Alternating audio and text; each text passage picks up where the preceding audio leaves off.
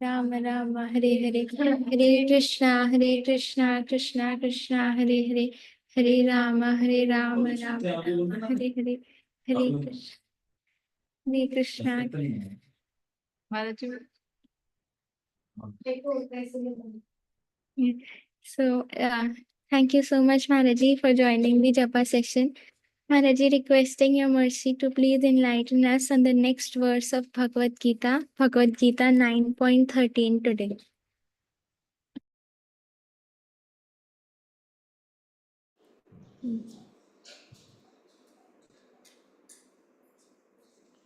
Okay. Hare Krishna to all the devotees.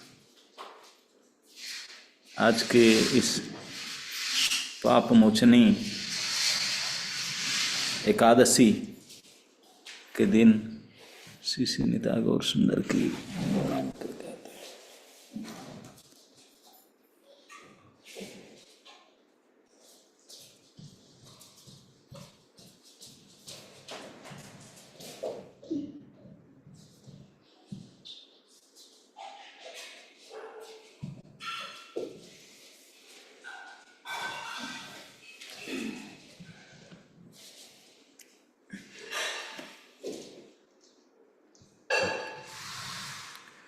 तो आपके आज के इस पाप मोचनी एकादशी की पवित्र तिथि की इसी प्रातः बेला में आप जितने भी श्रद्धालु भक्तगण या श्रोतागण इस सेशन में आज उपस्थित हैं, आप सभी के श्री चरण में मेरा सादर प्रणाम स्वीकार करें।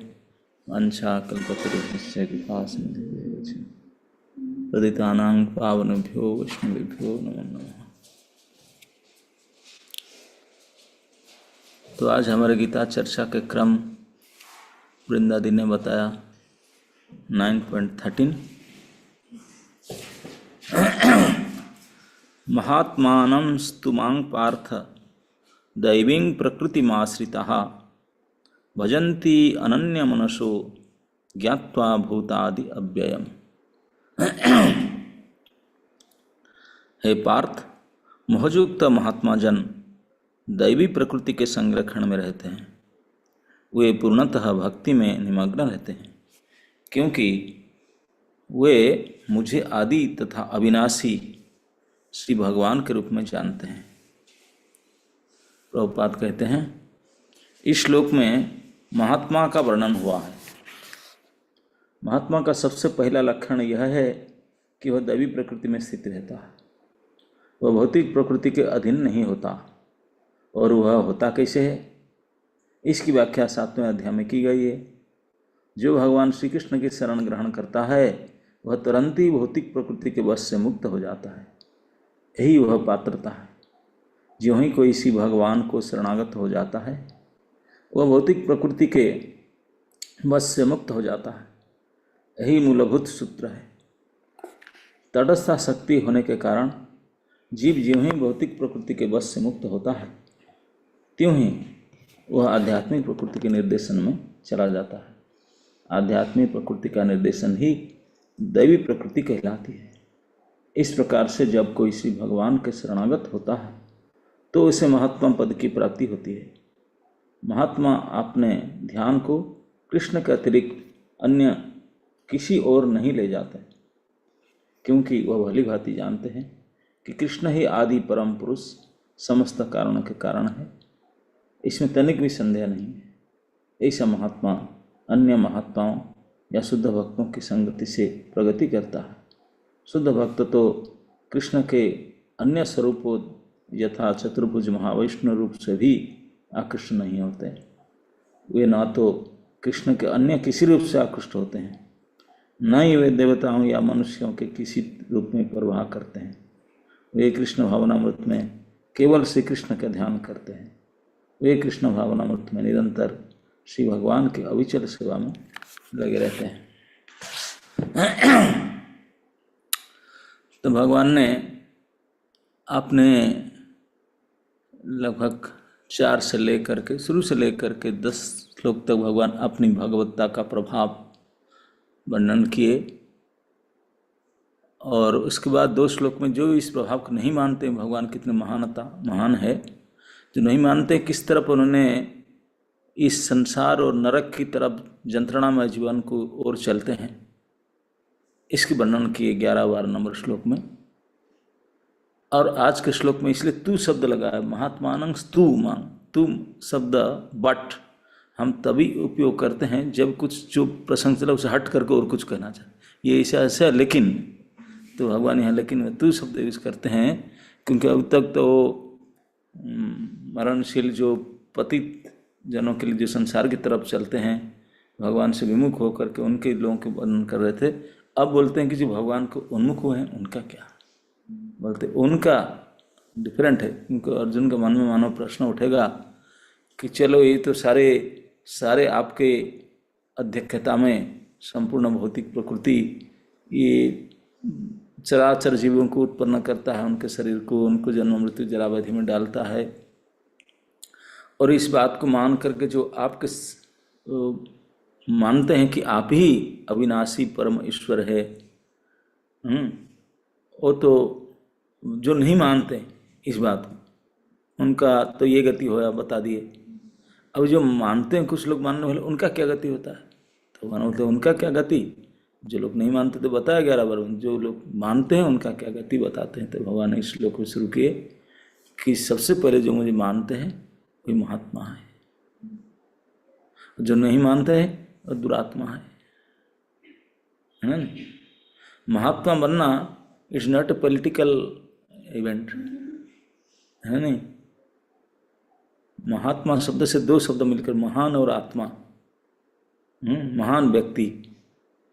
महान व्यक्ति कैसे बना जाता है, उसका एक ही तरीका यहाँ श्री भगवान स्वयं कहते हैं, एक ही शॉर्टकट तरीका है भगवान को मान लेना। भगवान ही परम भगवान है, परमेश्वर है, सबके कंट्रोलर है और सबके मित्र हैं, सभी के भोक्ता है।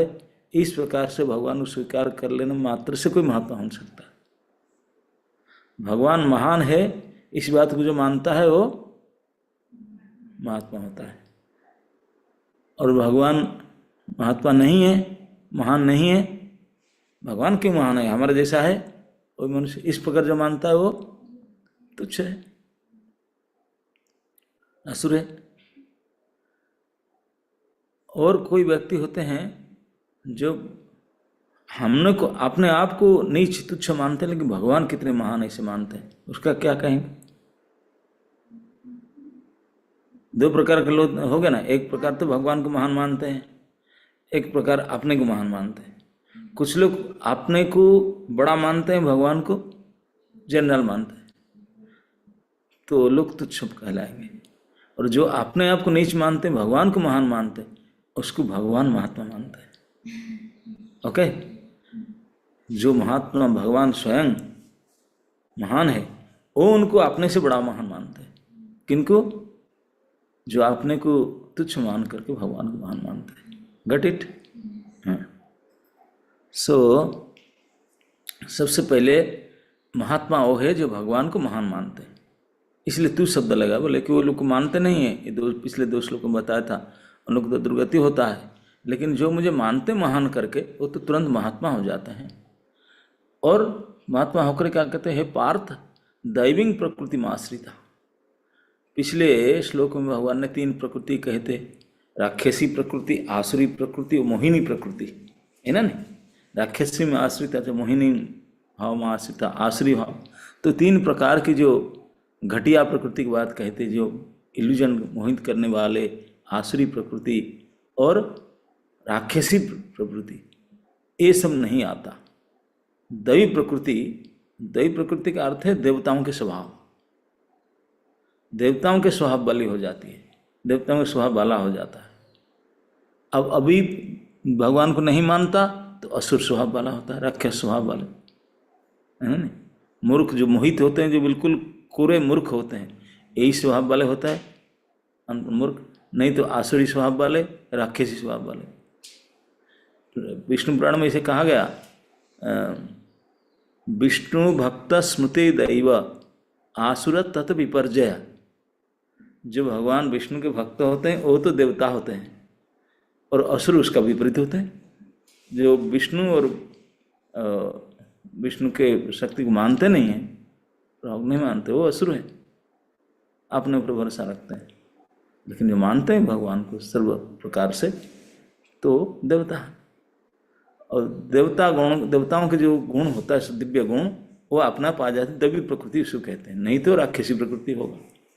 राक्षस प्रकृति जानते हैं, झूठ बोलना, चीटिंग करना, ईर्ष्या करना, काम, लोभ, क्रोध, ये सब मेन प्रकृति राक्षसी प्रकृति का होता नहीं।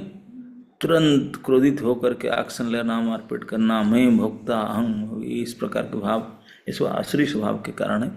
लेकिन उसके विपरीत जो देव स्वभाव होता है वो ऐसा नहीं है। दैवी प्रकृति को प्राप्त करते हैं, महात्मा हो जाते हैं, दैवी प्रकृति के निर्देशन में आते हैं। प्रभुपाद लिखते हैं दैवी प्रकृति के आने के लिए क्या तरीका है, हाउ टू गो टू दैवी प्रकृति। बोलते हैं कि प्रभुपाद तात्पर्य समझाया कि 7वां अध्याय भगवान ऑलरेडी बोल चुके हैं कि दैवी ऐसा गुणमया मम माया दुरतया मामे वे प्रपद्यन्ते माया मेतांग तरन्ते थे। जो मेरा शरणागत होता है तो माया से बच जाएगा। माया मतलब वही भौतिक माया की प्रकृति, भौतिक माया, भौतिक प्रकृति तो छोड़ देगी जब हम कृष्ण के शरणागत हो जाएंगे। तो कृष्ण के शरणागत होना ही the only process to coming under दैवी प्रकृति।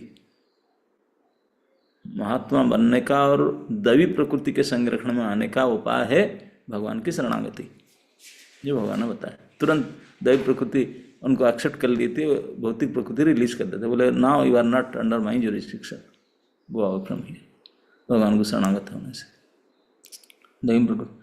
तो फिर और क्या करते हैं ना, भजंती अनन्य मनसा।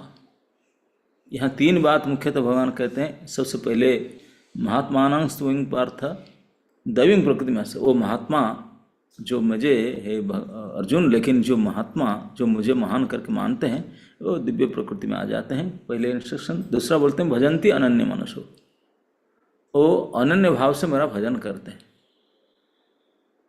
अनन्य भाव से भजन करना, अनन्य शब्द का अर्थ है 2 शब्द से मिलकर, अन और अन्य। अन मतलब नहीं, अन्य मतलब दूसरा, मतलब दूसरा कोई है ही नहीं कृष्ण के अलावा। कृष्ण के अलावा नथिंग इज देयर। जैसे मीरा जी ने बोली ना, मेरे तो गिरधर गोपाल दूजा कोई नहीं है ना, नहीं दूसरा कोई नहीं। ठीक यही भावना, मैं कृष्ण की हूँ, कृष्ण ही मेरे हैं, मैं कृष्ण के लिए हूँ। इस बात को जो कन्विक्शन के साथ स्ट्रांगली एक्सेप्ट करते हैं तो अनन्य भाव से होते हैं। कोई दूसरा नहीं है, ना अन्य अनन्य, दूसरा नहीं है, कृष्ण ही मेरे हैं, मैं कृष्ण का हूँ, मैं कृष्ण, बस। ना तो कोई देवी देवता है, ना कोई कृष्ण के दूसरा स्वरूप। प्रभुपाद तो यहाँ तक, लेकिन जो कट्टर भक्त होते हैं वो जिस स्वरूप उनका इष्ट वही है उनका इष्ट, और किसी का प्रति उनका भावना नहीं आएगा। यद्यपि भगवान का ही विस्तार है, लेकिन नहीं, मेरे लिए यही विस्तार है। ऐसे कट्टर अनन्य भाव होता है।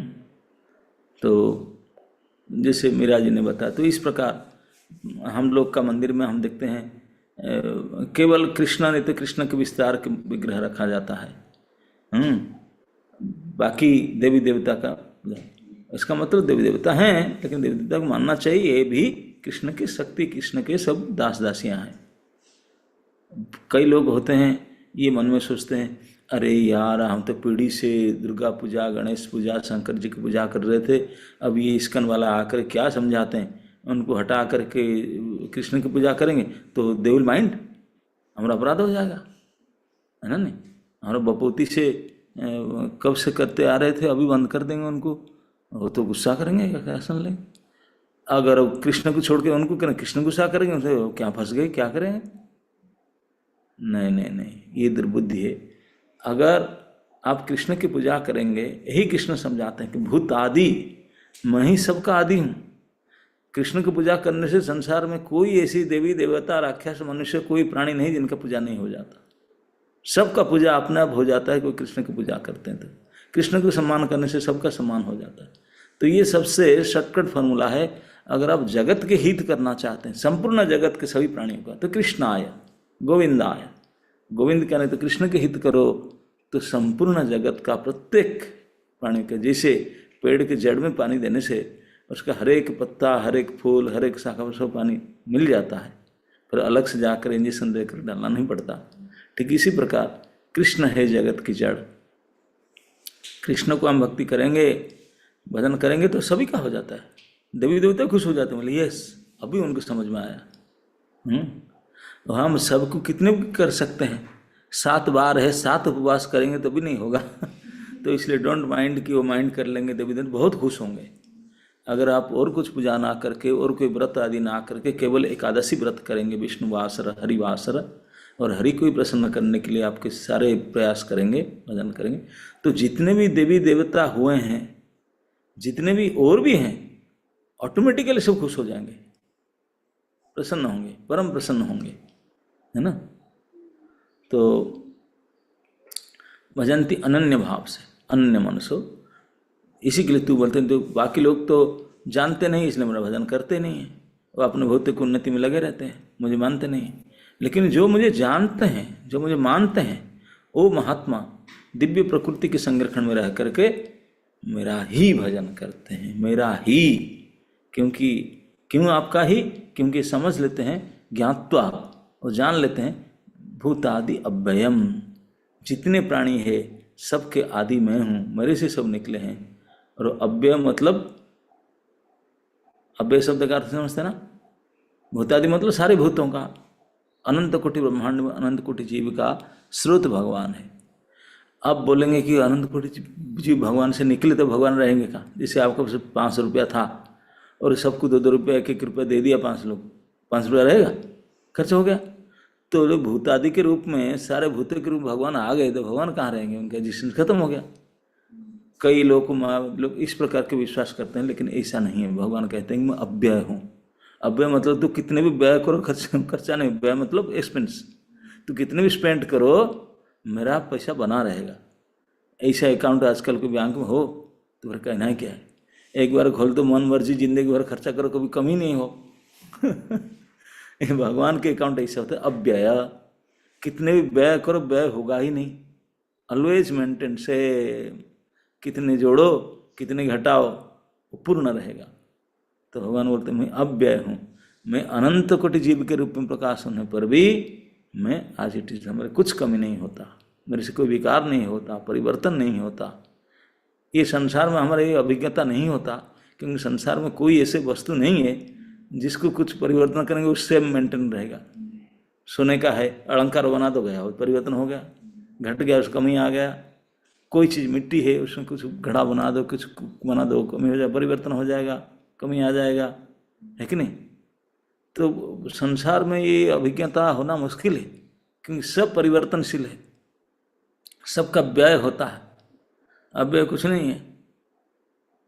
लेकिन इसलिए समझ के भगवान ऐसे संसार किसी ऐसा वस्तु नहीं है, वो अव्यय है। उनको कितने भी व्यय करो, कितने भी रूप ले जाओ, कहाँ कुछ भी करो, वो आज इट इज, उससे कभी कभी नहीं। यही विशेषता है भगवान की, वो अव्यय है। इसी बात को जो जानते हैं वो बोलते हैं मेरे प्रभु तो अनंत कोटि जीव की कृपा करने के बाद ही मेरे प्रभु ही प्रभु हैं, उसका कोई कमी नहीं है।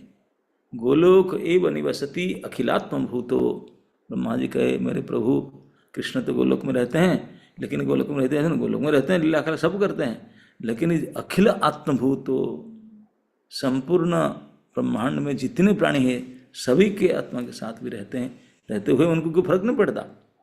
प्रत्येक सोल के साथ भगवान परमात्मा है, लेकिन फिर गोलोक में रहते हैं। ये उनके विशेषता है, क्योंकि अव्यय है, ही कैन डू दैट। तो इस प्रकार अव्यय भगवान को किसी प्रकार से अपरिवर्तनीय अव्यय मानना, सभी के स्रोत, सभी के आदि मानना, अनादिर आदिर गोविंदम सर्व कारण कारणम, इस प्रकार स्वीकार करना। इस प्रकार जो स्वीकार करते हैं, जान लेने के बाद वही भजन करेंगे, क्योंकि और कुछ है ही नहीं। जो ये जिनका मन में आ गया, हमारे ये शरीर का, ये बुद्धि का, ये सामर्थ्य का, ये बल बुद्धि का, धन, जो भी मेरा कुछ मिला है, ओनली वन यूज है उसका। क्या है? कृष्ण भजन करने के लिए, और कुछ के लिए नहीं। मैं कृष्ण भजन करूँगी या करूँगा तो मुझे परोठा भी खाने के लिए मिलेगा, जूस पीने के लिए मिलेगा, घूमने के लिए मिलेगा, जहाँ मर्जी वहाँ जाओ, यूएस वीसा लग जाएगा, और कहीं जाओगे जो आपकी इच्छा है, सांसारिक, पारिवारिक, दैविक, भौतिक, सारे इच्छा परिपूर्ण हो जाएगा केवल कृष्ण की प्रसन्न करने से। जो ज्ञात्वा, इसी को जो जानते हैं, और कृष्ण की कुछ कमी रहेगा मैं उनसे कृष्ण से मांगूंगा ना, कृष्ण के कुछ नहीं रहेगा। कृष्ण के कभी परिवर्तन हो ही नहीं सकता। उनसे भले ये अनंत अनंत बार अनंत कोटि ब्रह्मांड निकले, कृष्ण आज इट इज रहेंगे, उनका कोई परिवर्तन नहीं होगा। ये अव्यय, और सभी के पिता वही हैं, सभी के मेंटेन करता, सभी के पालन करता, रक्षा करता, पोषण करता, सभी का वही है। इस प्रकार से जानना, और ऐसे होने पर उनका कोई परिवर्तन नहीं होता, परिवर्तन अव्यय, ऐसा जानना। ऐसा जो जान लेता है तो फिर काहे को इधर उधर मन लगाएंगे। बोले मेरा पास जो मन एक थोड़ा सा है, बुद्धि है, उसको मैं कृष्ण में लगाता। तो अन्य भाव से, बाकी हम लोग सब अन्य भाव से भजन करते हैं, है ना नहीं। जैसे कई लोग आते हैं, उनका कुछ हिडन सेल्फिश डिजायर रहता है, तो कृष्ण का भजन तो करते हैं। जैसे मायावादी लोग भी कृष्ण की पूजा करते हैं, लेकिन उनका मन में क्या रहता है कि अभी तो पूजा करता हूँ, साधारण काल में जब मैं हो जाऊंगा सिद्धि तब तो फिर मैं कृष्ण बन जाऊंगा। कृष्ण बन जाऊँ फिर पूजा के खुर कौन किसी को पूजा करेगा। तो ये अन्य भाव से पूजा करना, कि कुछ को और कुछ चाहिए और कुछ ऐसे अन्य भाव से पूजा करना, ये ठीक नहीं। भगवान बोलते हैं कि जो जानते हैं मुझे तो फिर अन्य भाव नहीं रखेगा, अनन्य भाव, एक ही, हाउ टू प्लीज कृष्ण। और किसी को प्लीज करना मुझे आवश्यकता नहीं, क्योंकि सबका प्लीज के जड़ है Krishna. If I please Krishna then everybody will be pleased, then वो दूसरे के पीछे जाने का जरूरत क्या है ना। मैंने स्विच ऑफ करो, फिर वो घूम घूम करके दो चक्कर सब करने का क्या जरूरत। तो मैंने स्विच कृष्ण है, ये जो जानते हैं तो इधर उधर जाएगा ना। Don't waste time, just Krishna को प्रसन्न करने के लिए। और इस प्रकार जो कृष्ण को प्रसन्न करने के लिए अनन्य भाव से, अन्य भाव न रख कर केवल एक ही भाव से कृष्ण के साथ भजन करते हैं, वही दैवी प्रकृति के संरक्षण में आ जाते हैं। ये भौतिक प्रकृति बोलेगा, मैडम दुर्गा मैडम बोलेंगे बेटा हो गया, बुद्धू मेरे खाता में नहीं है तेरा नाम, तू ऊपर जा, वो छोड़ देगी। वो फिर आपने एक्शन नहीं लेगी, पिटाई करना होगा ना, वो नहीं करेंगे। बोले no, now you released from register से नाम हट गया। और भगवान कहते हैं कि वो तुरंत महात्मा बन जाता है, महान आत्मा माना जाता है उनको। वही महान आत्मा होता है जो भगवान को महान जानता है, मानता है और सेवा करता है। किसी को सेवा करने के लिए पहले उनके बारे में जानना होगा, जानने के बाद मानना होगा। जान लिया और मान लिया फिर सेवा न करके रह नहीं सकता, है कि नहीं। तो ये दोनों जरूरी है, कृष्ण के बारे में जानना और मानना। और जानना मानना कैसे हम प्राप्त कर सकते हैं। बहुत मच्छर है यार, हमने फरीदाबाद में मच्छर आ गई। तो जानना मानना होगा गीता क्लास अटेंड करने से, है कि नहीं। तो दोज हु आर जॉइनिंग, आज कितने ज्वाइन किए हैं उसमें लिखा नहीं होता, 547। अच्छा, तो इतने जानेंगे और फिर मानेंगे और फिर करेंगे। बाकी लोग ना जानते हैं, ना मानते हैं, ना करते हैं, है ना। तो आप लोग सब अभी महात्मा बनने वाले हैं, कोई लोग बन ही गए हैं, जो नहीं बने बनेंगे। हाँ, तो अगर आप महात्मा बनते हैं तो महात्मा बनने का ही फॉर्मूला है, महात्मा बनो, दिव्य प्रकृति के संरक्षण में रहो। और ये सब अचीव करने के लिए सिंपल फार्मूला है कि भगवान की महानता को स्वीकार करो, ज्ञात्वा उनको जानो और मानो, और अनन्य भाव से, अन्य भाव से नहीं, अनन्य भाव से। बता, अन्य भाव मतलब दूसरा कुछ अपना desire, separate desire, no no no separate, कोई सेपरेट नहीं, only to please Krishna, that is अनन्य। इस अनन्य भाव से कृष्ण की सेवा में लग जाना। मैं अनन्य भाव से किसी, कोई बोलेगा कि अन्य भाव से करता है, जैसे नारद जी 4 महीना सेवा किए वेदांतियों का, और वो समझ में आ गया जान लिए, क्योंकि डेली क्लास सुनते थे, मंगलाती जाते थे, सुन लिए, समझ आएगा, और कृष्ण भजन करने लगे। तो उनका माँ का डेथ हो गई, एकलौती माँ। तो गाँव वाले क्या बोले, हो गया ना, कृष्ण भजन कर रहा था, हो गया। लेकिन नारद जी को फर्क नहीं पड़ा, सैकड़ों हजारों लोग को उनको उल्टी बुद्धि दिलाए, उनकी बात कहे, उनको क्रिटिसाइज किए, लेकिन नारद जी को 5 साल के थे, ही वॉज सो कन्विंस्ड, क्योंकि वो जानना और मानना दोनों कर चुके थे कोर्स। ज्ञात्वा, और जान चुके थे, वो मत्वा, ज्ञात्वा और मत्वा मतलब जान करके मान चुके थे। तो बोले कि पूरा गांव वाले तुम भाड़ में जाओ, कुछ भी हो जाए, मेरे प्रभु तो मेरे प्रभु हैं, वही माँ को अपने पास बुलाए और मुझे भी बुलाएंगे। अभी मैं तो उनके ऊपर भरोसा नहीं करता था, बोले मम्मी है वो करेगी, अब मम्मी के बीच में हटा दी, बोले डायरेक्ट हमारा साथ रिलेशन आएगा भगवान का। 5 साल के बालक इतने उनका ज्ञात्वा, जानना इतने स्ट्रांग था और मानना इतने स्ट्रांग था, हजारों लोग उनको भ्रमित करना चाहे लेकिन भ्रमित नहीं हुए, बिल्कुल अड़िग करके कृष्ण की ओर चले। इसी को कहते हैं अनन्य भाव। और उसको हट करके नहीं, वो बोलते हैं हमारे शादी करा देंगे, वो बोलते हैं कि ये सब नौकरी दिला देंगे, इधर तो ये सब अन्य भाव। कृष्ण ही जो चाहेंगे वो करेंगे, कृष्ण नहीं चाहेंगे तो कोई आपको बचा सकते हैं, और कृष्ण बचाएंगे तो कौन क्या कर सकता है। इस प्रकार अड़िग भावना, इसे बोलते हैं अनन्य भाव। इस प्रकार दृढ़ भावना होना चाहिए। मारे रखे ना मारे कृष्ण, राखे के राखे कृष्ण मारे के। कृष्ण ही मेरा जब है, मैं उनका हूँ, वो जब चाहेंगे तो ही होगा। मैं दूसरे के पास जाकर वेस्ट टाइम। अगर मुझे कष्ट भोगना है, कृष्ण चाहते हैं मैं कष्ट भोगूं, then I am ready. Krishna चाहते हैं मैं कृष्ण से बचूं, देन आई एम रेडी। मैं तो कृष्ण का ही होकर रहूंगा, बस मेरा कुछ है ही नहीं। यही भावना है अनन्य भाव से। इस प्रकार भावना को प्राप्त करते हैं जो वो महात्मा है। उनको भगवान इतने सारे बात कहते हैं कि वो दैवी प्रकृति में रहते हैं, महात्मा है, वो मेरा भजन करते हैं, क्योंकि वो जान चुके हैं मेरे बारे में। क्या जान चुके हैं? मैं सारे भूतों के आदि हूँ और अव्यय हूँ। इस बात को जान चुके हैं, इसलिए मेरे भजन में लग जाते हैं। This time is over, still is there. किसे देखोगे? 5 मिनट और कुछ डिस्कशन करेंगे 5 मिनट में। ये बात अब ध्यान से रखना चाहिए, ये यहाँ जो बताया गया, एक महात्मा स्तु, वो लोग महात्मा होते। भगवान पिछले श्लोक से कंपेयर करते हैं कि वो लोग दुरात्मा थे, जो मुझे नहीं मानते थे, मेरा परम भाव को जानते नहीं है, वो लोग सब दुरात्मा थे। कष्ट पाने के लिए संसार में जन्म मृत्यु से पछड़ के जाते थे। लेकिन जो मुझे जानते हैं, मानते हैं, वो महात्मा हो गए और इस भौतिक प्रकृति के अंडर रहेंगे नहीं, जन्म मृत्यु जरा व्याधि से निकल जाएंगे। This is their last life, they will come to Krishna. दिव्य प्रकृति में रहेंगे। दिव्य प्रकृति क्या होता है? प्रकृति मतलब स्वभाव, दिव्य प्रकृति मतलब देवताओं के स्वभाव, भगवान के स्वभाव।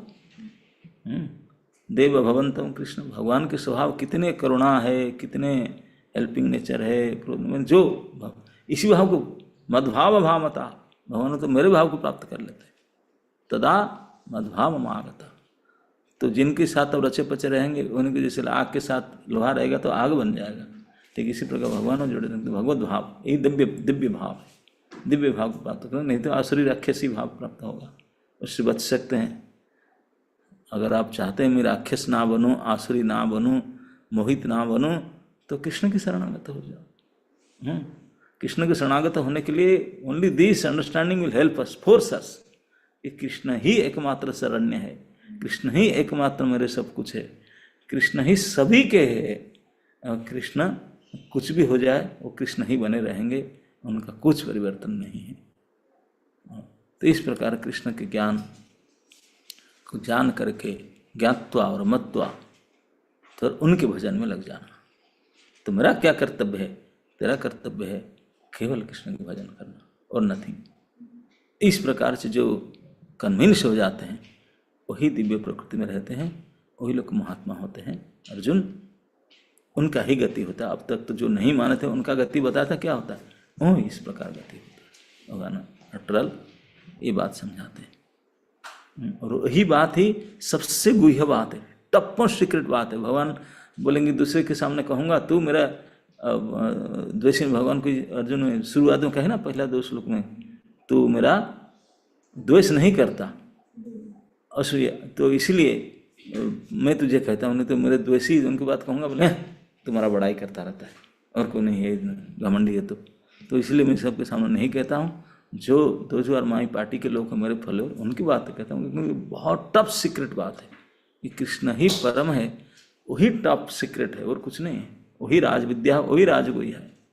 इसी बात को समझ लेने से कल्याण होता है किसका, बस। Okay, yes, Thank you so much. Thank you so much, Maharaj ji, for these wonderful teachings today. तो महाराज जी ने हमें बताया कि जो जानता है, जो मानता है और जो करता है भगवान का अनन्य भजन, वो ही महात्मा है। एंड महाराज जी हमें रोज आके जनवा भी रहे हैं, मनवा भी रहे हैं और करवा भी रहे हैं। महाराज हमें बता रहे हैं कि कृष्ण ही हमारे एकमात्र शरण्य है, वो ही सबके परम पिता है, सबके हितैषी हैं, और अगर हम उनको प्रसन्न कर देंगे तो ऑटोमेटिकली सब प्रसन्न हो जाएंगे, सबको अलग अलग प्रसन्न करना नहीं पड़ेगा। तो इसलिए हमें अनन्य भाव से कृष्ण का भजन करना चाहिए। महाराज जी ने हमें इतने अच्छे से समझाया कि अनन्य का मतलब भी क्या होता है, कि ना अन्य अनन्य, कि किसी और को नहीं हमें देखना कि वो मैं उसकी भी शरण ले लूँ, बट सिर्फ कृष्णा की एक मात्र शरण लेके उनको प्रसन्न करने की हमें प्रयास करनी चाहिए।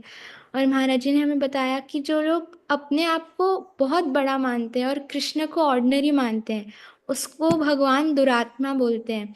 जो भगवान को महान मानते हैं, जो मानते हैं कि वो सब कॉज के ऑल कॉजेज वही हैं, वो सबसे बड़े हैं, बेनिफैक्टर हैं, तो वो महात्मा है। और जो अपने आप को तुच्छ मानता है और भगवान को महान मानता है, तो भगवान भी उसको महात्मा मानते हैं। तो महाराज जी रोज आकर हमें बता रहे हैं कि कैसे हमें भगवान में अपना फेथ रखना है, और इसी से देवताओं की सारी क्वालिटीज हमारे अंदर आ सकती है, और हम भौतिक प्रकृति के ट्रैप से उठकर हम देवी प्रकृति में जा सकते हैं। Thank you so much Maharaj ji for all of these learnings today and every day, for telling us कि हम कृष्ण के हैं, कृष्ण के लिए हैं और कृष्ण हमारे हैं। Yes, thank you so much, Maharaji. Let us all express our deepest gratitude by chanting the Hare Krishna Mahamantra 3 times. Hare Krishna, Krishna Krishna, Hare Hare, Hare Rama, Rama Rama, Hare Hare. Hare Krishna, Krishna Hare Krishna Krishna Krishna Hare Krishna Hare, Hare Hare Ram हरे राम राम राम राम राम राम हरे हरे राम हरे हरे राम हरे राम कृष्ण राम हरे हरे कृष्ण कृष्ण कृष्ण कृष्ण कृष्ण कृष्ण हरे हरे हरे कृष्ण राम कृष्ण राम राम कृष्ण हरे हरे राम राम राम हरे हरे राम हरे राम राम हरे राम हरे हरे राम जय राम श्री राम राम हरे हरे हरे कृष्ण कृष्ण कृष्ण हरे हरे की जय हरे राम हरे हरे हरे राम हरे राम हरे कृष्ण महाराज राम की कृष्ण हरे जय हरे राम राम राम हरे कृष्ण कृष्ण कृष्ण हरे हरे